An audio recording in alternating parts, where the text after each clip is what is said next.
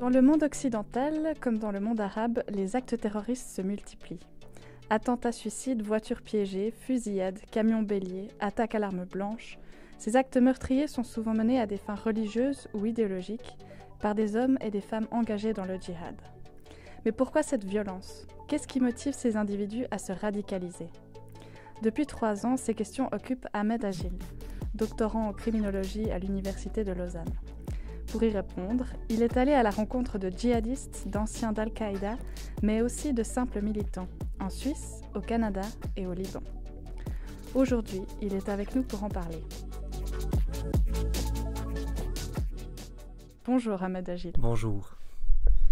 Vous étudiez les mobilisations et les violences politico-idéologiques en lien avec le monde arabe, dans le cadre de votre thèse à l'École des sciences criminelles de l'Université de Lausanne.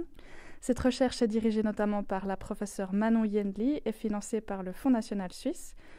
Pouvez-vous résumer brièvement votre démarche ? Donc, bonjour encore une fois, merci d'avoir la possibilité d'en parler. L'idée, c'était de comprendre en fait pourquoi on se mobilise pour des conflits, des causes qui nous touchent pas nécessairement directement en termes physiques. Donc pourquoi on s'engage par exemple pour un conflit en train de se passer à des milliers de kilomètres en fait de la Suisse par exemple. Comment se fait-il qu'on ressent en fait un besoin d'intervenir, une responsabilité face aux personnes qui sont affectées par un certain conflit par exemple. Ou pourquoi en fait en Suisse s'engage pour la cause palestinienne aussi. Et je m'étais dit je vais non seulement regarder ce phénomène de djihadisme violent si on veut, mais m'intéresser à toute forme en fait de mobilisation pour des causes et des conflits dans le monde arabe, que ce soit de manière non violente ou violente. J'ai pris 3 pays différents, j'ai pris le Liban, la Suisse et le Canada, des contextes très différents, aussi en termes de leur proximité au monde arabe. J'ai conduit des entretiens, principalement ça c'est l'outil de collecte de données principal. Il y avait aussi l'outil qui est l'observation, donc moi j'ai passé 4 mois au Liban, donc dans le sens d'une immersion dans le terrain. J'ai passé du temps aussi dans les villes qui étaient très concernées en fait par le phénomène djihadiste, dans le sens où en fait de personnes qui étaient parties en Syrie pour rejoindre les groupuscules djihadistes. Donc ça m'a permis quand même de à côté des entretiens quand même passer du temps puis observer en fait les dynamiques qui étaient sur place, puis un peu mieux comprendre le contexte dans lequel les personnes vivaient. Un outil complémentaire, c'était l'auto-ethnographie. Et l'auto-ethnographie, c'est un outil qui est encore peu utilisé, mais qui permet quand même d'avoir un processus réflexif structuré, entourant justement le positionnement du chercheur, les différentes subjectivités qu'il amène lui-même.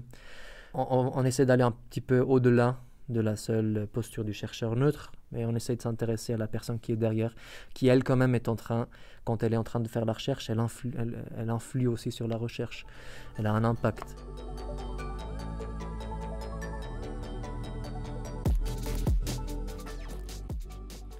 Vous avez effectué plus d'une centaine d'entretiens avec notamment des militants non violents et des militants violents. Parmi eux, 20 personnes étaient impliquées dans une mouvance salafiste djihadiste et 5 autres étaient plutôt associées à des milices chiites. Comment avez-vous fait pour les approcher ? C'était complexe évidemment et ça dépendait un petit peu du contexte. Donc je ne faisais pas la même chose que ce soit en Suisse, au Liban ou au Canada. Peut-être pour commencer avec le Liban, le contexte le plus compliqué mais aussi le plus riche, je dirais quand même la collecte de données la plus importante, je l'ai effectuée au Liban. Donc j'ai commencé en fait par contacter l'ambassade suisse sur place.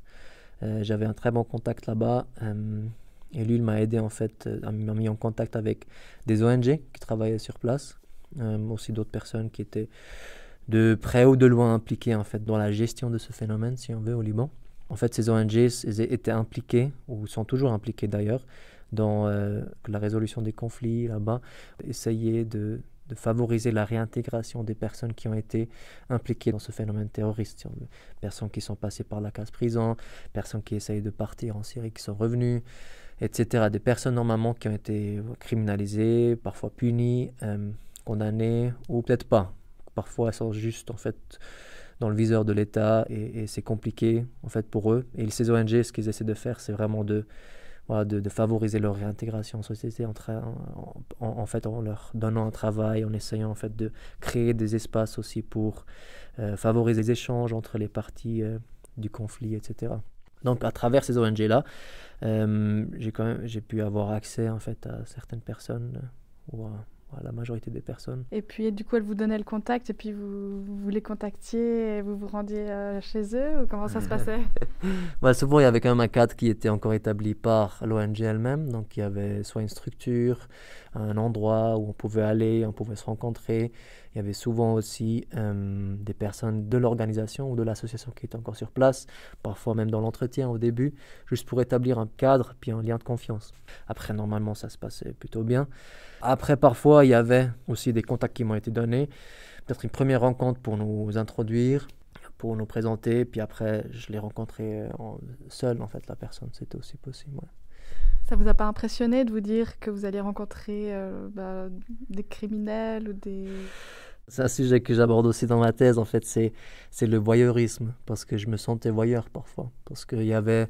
C'est un phénomène qui préoccupe le monde, on a plein d'idées par rapport à ça, c'est très médiatisé, on est tous genre, ouais, mais c'est quand même, en fait, on a érigé ces personnes quelque part, soit en héros, soit en ennemi public numéro un. Donc c'est quand même, quand on se lance là-dedans, c'est quand même, oui, je vais rencontrer ces personnes-là dont on parle tout le temps. Effectivement, au début, c'était un travail que je devais faire, j'étais pas toujours à l'aise, parce que d'un côté, je voulais les rencontrer pour pouvoir en fait mener ma thèse. En même temps, je savais que c'était des trajectoires qui étaient compliquées et je voulais pas non plus apparaître comme quelqu'un qui était en train de pécher, qui était vraiment dans cette posture du voyeur quelque part, de posture voyeuriste. Moi, ce qui m'a beaucoup aidé, c'est que c'est un concours de circonstances, mais j'ai commencé ma thèse, puis après j'ai dû effectuer encore du service civil. J'avais encore 3 mois de service civil à faire. Et j'avais la chance en fait de pouvoir les faire dans une prison. C'était quelque chose qui était très très précieux en fait de pouvoir faire ça. Mais ça m'a donc permis de faire une immersion pendant 3 mois dans une prison, en train de justement en fait être au contact quotidien de personnes qui sont parfois des personnes qui ont commis des crimes très graves. Donc ça m'avait quand même permis de déjà en fait essayer d'être au contact en tout cas de ces complexités du voyeurisme, d'essayer de gérer ça et de voir comment moi j'y répondais et d'avoir en tout cas entamé un processus réflexif par rapport à ça.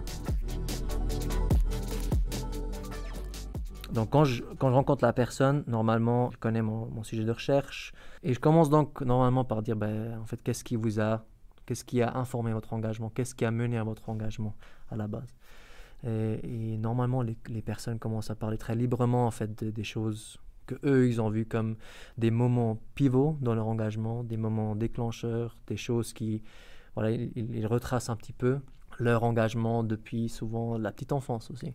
C'est-à-dire que j'ai grandi ici, c'est ça en fait les événements en fait centraux qui m'ont fait poser des questions, des événements en fait qui m'ont fait dire il faudrait que je fasse quelque chose, et d'autres événements peut-être qui ont facilité mon entrée dans un certain groupe par exemple.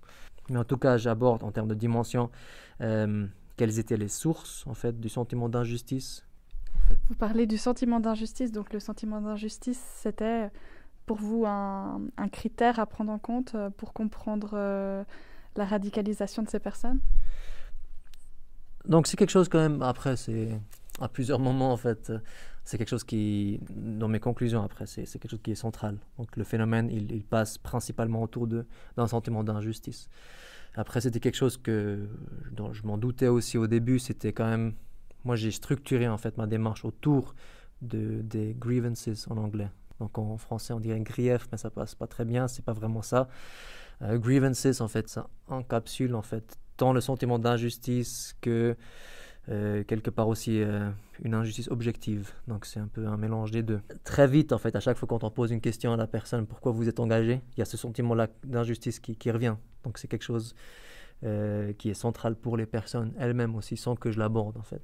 Donc j'ai quand même creusé là-dessus. Une fois que ça s'est abordé, je dis quand même quels sont en fait on les qualifie dans l'étude des mouvements sociaux de chocs moraux. On dit quel était ce choc moral. Donc est-ce que c'était à travers une image, à travers les vidéos? Est-ce que c'était votre propre expérience? Est-ce que c'était une histoire qui vous a été racontée par des proches? Donc juste pour comprendre en fait à quel moment il y a eu cet engagement avec une certaine cause. Qu'est-ce qui vous répondait en général? Vous avez des exemples? Et ça c'était un Suisse. Lui il a dit écoute, moi il y avait un moment où je regardais la télé puis, ou des vidéos en fait sur Facebook qui circulaient beaucoup d'ailleurs quand le conflit syrien a commencé. Elle dit écoute, moi je voyais cette femme, elle tenait dans ses bras l'enfant d'une autre femme en fait, qui elle était morte, puis l'enfant était mort aussi, puis elle disait à la caméra écoute, comment c'est possible que le monde est en train de regarder en fait ce qui se passe ici sans nous aider, puis où est-ce que vous êtes les hommes en fait. Ça c'est souvent d'ailleurs un registre qui revient en fait, ce registre de la masculinité que j'aborde aussi, mais où est-ce que vous êtes en fait pour nous aider. Il faut quand même venir à nos secours. Puis c'est ça en fait, c'est souvent des images qui reviennent de personnes, des civils, souvent des personnes qui ne sont pas armées, qui sont en train de souffrir en fait à la main d'une entité qui est plus puissante. Donc c'est principalement des injustices vécues en lien avec le conflit syrien ou palestinien ou... Ouais, les deux en fait. Donc le palestinien, il y a souvent la référence il y a cette image un peu fameuse de l'enfant qui est en train de lancer une pierre contre un tank israélien. Et c'est quelque chose qui est revenu, c'est drôle, hein, dans les trois contextes. J'ai fait des entretiens au Liban, en Suisse et au Canada, et je sens que je pose la question à des moments différents en fait sur les 3 années. Il y a des personnes qui me disent que cette photo, en fait, c'était une des photos qui les a le plus marqués. En fait, c'était cette image un peu de David contre Goliath, un petit enfant qui est en train de lutter contre un tank israélien. Ça, c'est quelque chose qui revenait par rapport au contexte palestinien. Et il y avait aussi une autre image qui est celle de Mohamed Dourra. C'est quelque chose qui a beaucoup circulé autour du monde. C'est un père, en fait, qui essaye de protéger son enfant, qui sont en train de se faire attaquer par, je crois que les soldats israéliens. Et en tout cas, cette photo-là, elle était, je crois que c'est France 2 qui l'avait publié en première, et c'était quelque chose qui a circulé autour du monde, donc c'est quelque chose qui a marqué les esprits en tout cas. Écoutez, regardez cet enfant, ça fait pas sens en fait qu'il se fasse abattre par des soldats. Donc des scènes comme ça, par rapport au conflit palestinien, mais aussi par rapport au conflit syrien. Et le problème avec le conflit syrien, c'est qu'il a commencé en 2011, mais il s'est protracté, puis il a été médiatisé beaucoup. Donc on voyait en fait ce qui se passait. Et c'est ça qui a quand même accéléré un petit peu les sympathies autour du monde pour ce qui se passait en Syrie. Et ça qui était d'ailleurs un élément clé en fait dans la mobilisation pour le Daesh au final. En même temps, au Liban, ce qu'il y a quand même, c'est que dans les années 80, il y a eu encore l'armée syrienne en fait à Tripoli. Puis il y a eu des massacres qui ont été commis, qui ont été documentés aussi. Donc les personnes qui se sont engagées depuis le nord du Liban, ce sont des personnes qui ont, dans leur famille même, dans leur père, leur tante, d'autres personnes de leur entourage, ont été directement attaquées, étaient en fait victimes de massacres aussi, victimes de viols parfois. Ce sont des histoires qui ont fortement marqué en fait ces jeunes-là, même si eux, ils n'ont pas directement vécu, c'était la génération d'avant. Donc c'était quelque chose qui était encore très très présent. Tripoli, donc c'est pas la ville libyenne, hein, c'est une ville du Liban, c'est ça? C'est ça, exactement, c'est au nord du Liban, on fait souvent le mélange. Non, et c'est d'ailleurs la ville la plus pauvre en fait de la côte méditerranéenne. Donc ça c'est aussi un facteur d'ailleurs, qui joue sûrement un rôle. Vous avez fait aussi quelques expériences de bénévolat avec des réfugiés de ce coin du monde. C'est un sujet qui vous touche depuis longtemps? Oui, effectivement, c'est quelque chose qui m'a toujours préoccupé. Moi, je suis d'origine irakienne. Je suis venu en Suisse avec mes parents après un conflit, de conflit en fait entre l'Irak et le Koweït, qui a fait que pour nous, en fait, c'est devenu un peu compliqué de rester en Irak. Et donc, j'avais toujours maintenu des liens. Mes parents ont toujours maintenu ce lien-là. On n'avait jamais coupé.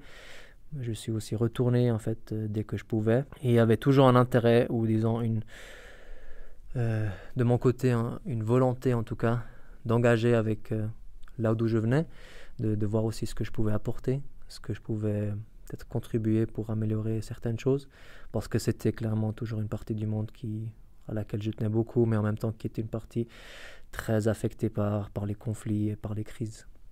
C'est clair que moi, quelque part, je suis tant un outsider, si je veux, à mon objet de recherche, mais aussi un insider. Donc, je fais partie aussi, je suis tant, en fait, sujet que objet de ma recherche. Et c'est quelque chose qui est assez naturel dans les sciences sociales. Mais ça peut aussi compliquer le processus de recherche. Donc il faut au moins, il faut avoir une réflexion là-dessus, effectivement. Est-ce que c'était toujours quelque chose qui a facilité ma vie? Je pense pas. Parfois, ça a compliqué les choses et j'aurais préféré en fait être détaché en termes ethniques, religieux, en termes de langue aussi, du contexte dans lequel je m'immergeais en fait pour mener cette recherche. Parce que si vous venez en tant que, disons, américain, ou peut-être américain, c'est pas un bon exemple, mais si vous venez en tant que Suisse, et vous parlez la langue, peut-être vous parlez l'arabe, et puis vous rencontrez ces personnes, vous êtes considéré comme quelqu'un qui vient de l'extérieur. Il n'y a normalement pas beaucoup de références en fait pour les personnes qui vous rencontrent. Tandis que si je viens en tant qu'Irakien, en parlant arabe irakien, c'est que là il y a des références. Donc il y a des questions qui se posent. En fait, tu viens où exactement en Irak? En fait, en termes de religion, est-ce que tu es plutôt chiite ou plutôt sunnite? Il y a toujours ces questions-là qui vont venir. Et évidemment, si on s'intéresse à des groupuscules djihadistes, c'est parfois des personnes en fait, c'est des groupes qui détestent les chiites. Donc, moi, j'étais toujours dans une posture. Moi, j'ai pas d'affiliation particulière entre chiites et sunnites. Mais c'est juste que on me pose la question. Donc, moi, je dois me situer dans quelque chose où je veux pas me situer. Après, c'était bien sûr aussi quelque chose qui m'a beaucoup facilité la vie, surtout en dehors du monde arabe. Parce qu'en dehors du monde arabe, vu que je viens de là-bas, j'ai comme une légitimité qui est déjà acquise ou donnée. Donc il n'y avait pas forcément besoin en fait de justifier ou de gérer en fait ces complexités. Même si on m'a aussi refusé en fait, on a refusé de discuter avec moi en Suisse parce qu'on m'a considéré comme on n'était pas sûr si j'étais effectivement sunnite ou chiite. Donc il y avait ces problématiques-là aussi. Mais généralement, on m'a dit que toi, en tant qu'arabe, tu comprends beaucoup mieux que toutes les autres personnes qui viennent. Ces occidentaux qui viennent pour essayer de comprendre en fait ce qui est en train de se passer avec nous. Il y a beaucoup moins en fait les risques de tomber dans des stéréotypisations, dans des clichés, aussi dans des propos racistes parfois, parce qu'on a en fait des a priori évidemment. Si on ne connaît pas la partie du monde, si on vient avec un objectif de recherche qui parfois tend à aliéner, à altériser en fait les personnes qui sont impliquées là-dedans.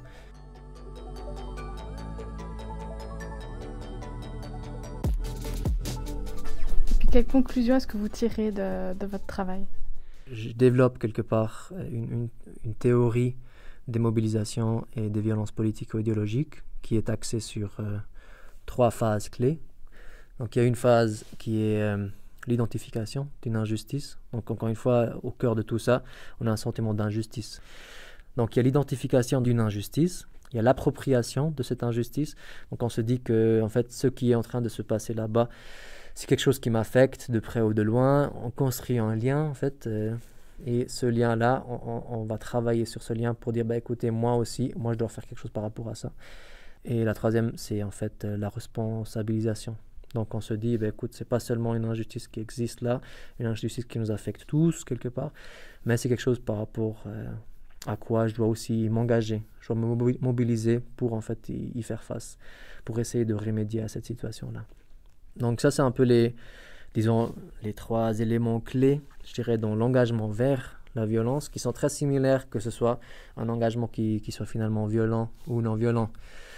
La violence dans laquelle on tombe ou pas, ce sont des facteurs quelque part ultérieurs après qui jouent un rôle, surtout des facteurs contextuels. Dans quel contexte est-ce qu'on vit, quel est le cercle social, est-ce qu'il y a des amis par exemple qui rejoignent un groupe, ce qui facilite tout d'un coup, moi je les rejoins aussi, quelle est la situation dans laquelle la personne se trouve à un moment donné, quelle est aussi sa disponibilité biographique si on veut, est-ce qu'elle est impliquée dans un travail ou pas, est-ce qu'elle est impliquée dans une structure qui est plutôt plus ou moins pro-sociale et forte, qui la tient dans un certain contexte. Donc ça, ce sont des facteurs qui après décident est-ce que la personne va plutôt tomber dans quelque chose de violent, ou plutôt qu'un groupe ou une forme de militantisme non violent.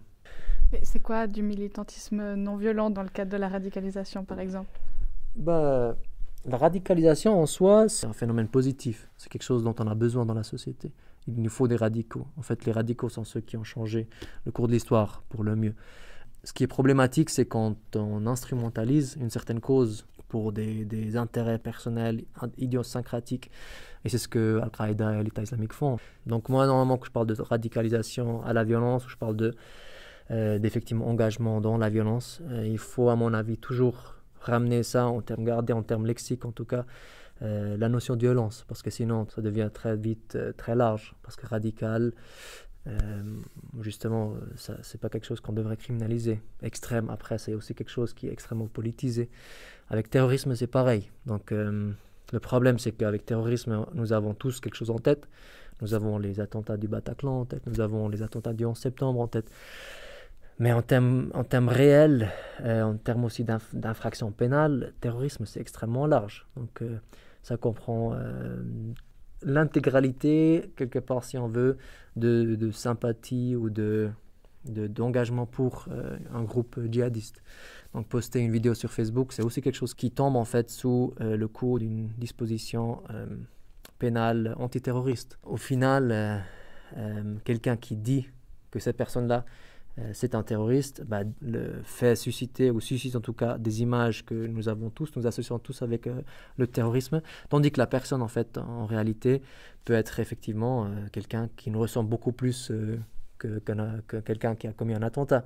Voilà, quelqu'un qui s'est dit mais écoute, ça va pas du tout là-bas ce qui se passe, moi je vais partager cette vidéo pour que le monde voie, mais voilà, cette vidéo-là elle a la bannière de l'État islamique, que finalement en termes d'actes on est très très éloigné d'un acte de violence, mais quand même on est dans quelque chose qui tombe en fait sous ce libellé du terrorisme.